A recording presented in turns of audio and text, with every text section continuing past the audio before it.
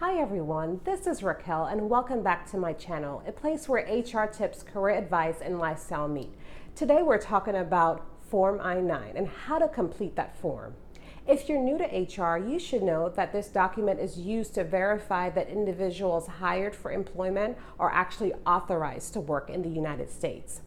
Employers must complete this form for all new hires. It doesn't matter if the company has 5 employees or 50,000 employees. Both the employer and the employee must complete this form. The new employee must then present identification as evidence of their identity from a list of acceptable documents. But before we jump in, please don't forget to hit that subscribe button below, leave me a comment, and let me know if this video was helpful. Also, give me any suggestions on related videos that you would like to see. Let's take a look at the 2 main sections of the Form I-9. This is section 1 of Form I-9.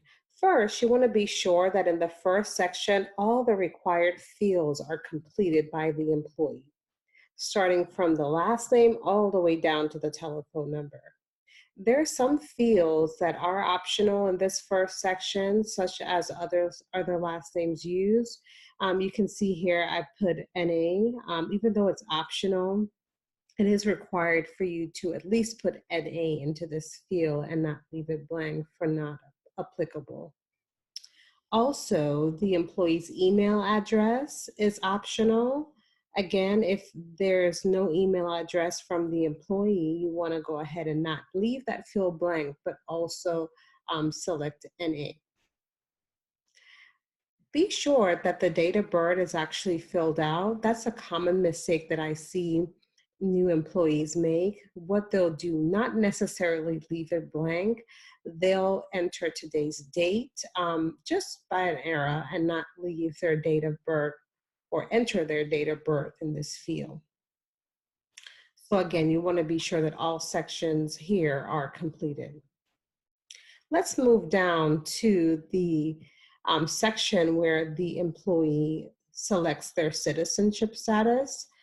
So for the purposes of this example, I put an X next to a citizen of the United States, but the employee has some options here. They can select citizen of the United States, non-citizen national of the United States, or permanent resident, or if they have at work authorization, they can enter that here. Let's go down to the employee signature. We want to be sure that the employee is actually signing section 1 of the I-9 and entering today's date or the date that they're completing this section. Again, this is a common mistake that we see often, is that the employee will forget to enter the date. Last, the form asks if the employee used a preparer or a translator for this form. So for this example, the employee did not use a preparer or a translator to help them with this form. So I selected X here. Let's move on to section 2 of the I-9. Now this is the employer's section to complete. Section 2 of the I-9 should be completed within 3 days of the employee's hire date. So at this point, the employee will present supporting documents from the list of acceptable documents on page 3 of the I-9. So this is the list of acceptable documents that the employee will have the opportunity to choose which documents that they're going to present. The employer cannot specify which documents the employee presents from the list. However, if the employee needs some guidance on which documents to select, it's always a good idea to explain to them that they can either select one item from list A or present 2 items, one from list B and one from list C. So let's go back to section 2. Starting with section 2, we want to be sure that we're taking or copying the last name, first name, middle initial, and citizenship status from section 1 of the I-9.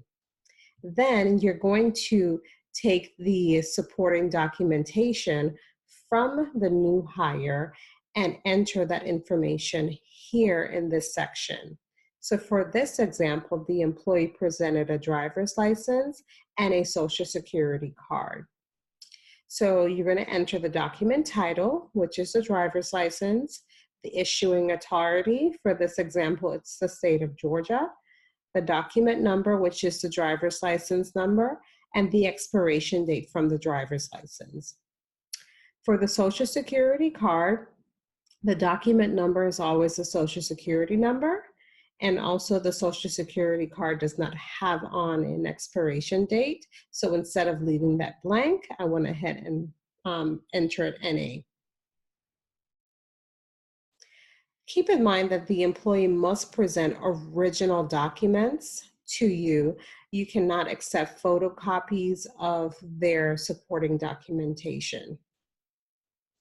Now let's scroll down to the last section of the section 2. Here you want to enter the employee's first date of employment, so their hire date, the first day they're actually doing work for the company. Then you want to go ahead and sign as the authorized representative for the company.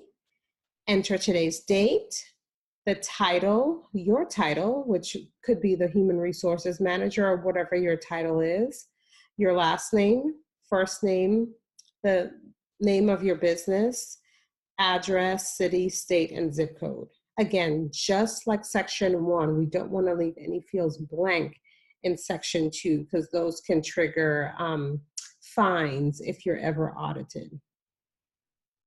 So there it is. That's Form I-9. If you have any questions, please feel free to leave those in the comment box below. Also, don't forget to subscribe to my channel so that you don't miss any of my videos going forward. Bye-bye.